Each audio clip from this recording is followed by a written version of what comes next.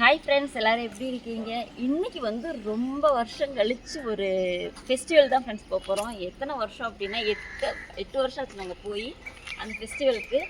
பாப்பா பிறந்ததுக்கப்புறம் போனதே இல்லை. ஃபர்ஸ்ட் டைம் நாங்கள் பாப்பாவை அந்த ஃபெஸ்டிவலுக்கு கூப்பிட்டு போக போகிறோம். எங்கே அப்படின்னா கேரளாவில் பாலக்காட்டில் வந்து கும்மாட்டி அப்படின்ற ஃபங்க்ஷன் ஃப்ரெண்ட்ஸ். சூப்பராக இருக்கும். நாங்கள் சின்ன வயசில் நான் அங்கே தான் பிறந்து வளர்ந்தேன். ஸோ சின்ன வயசில் தான் வந்து நான் பார்த்துருக்கேன்.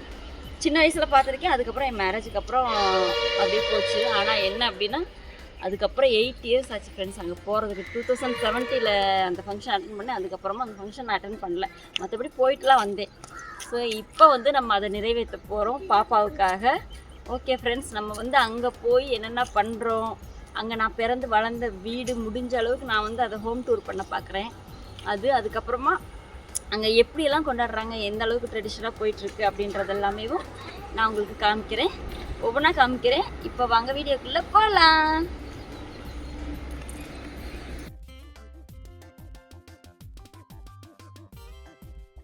பழம், chicken gravy, grapes, rice.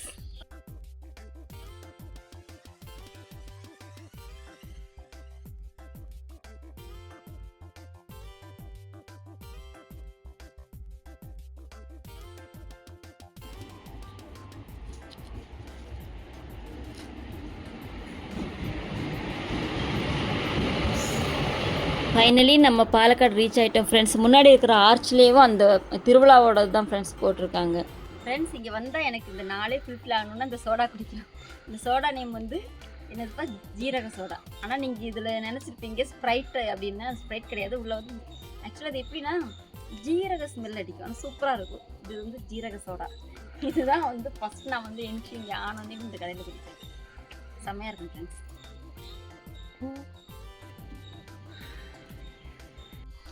Hi friends, இன்றைக்கி வந்து பார்த்திங்கன்னா நம்ம கேரளா பாலக்காடில் இருக்கோம்.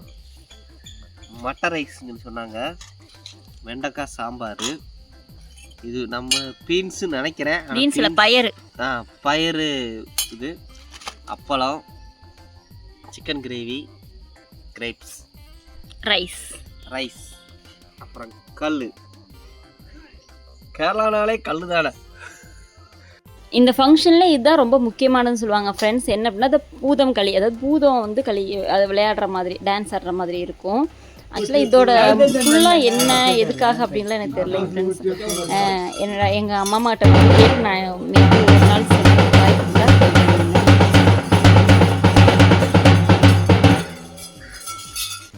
அப்புறமா கிளம்பி நாங்கள் வந்து எல்லாருமே கோயிலுக்கு போயிடுவோம் ஃப்ரெண்ட்ஸ்.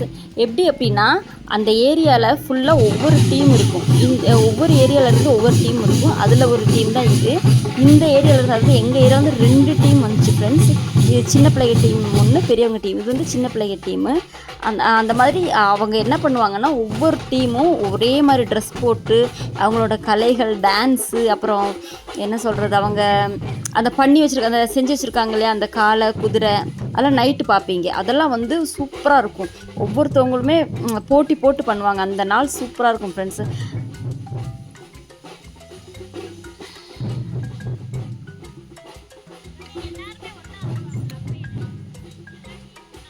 அப்புறமா இந்த டீம் வந்து இது பண்ணியிருக்காங்க பாருங்க, இது நைட்டு சூப்பராக இருக்கும் ஃப்ரெண்ட்ஸ். ஹாய் ஃப்ரெண்ட்ஸ், நாங்கள் ஃபெஸ்டிவல் வந்துட்டோம். செம்மையாக போயிட்டுருக்கு, நீங்களும் பாருங்கள்.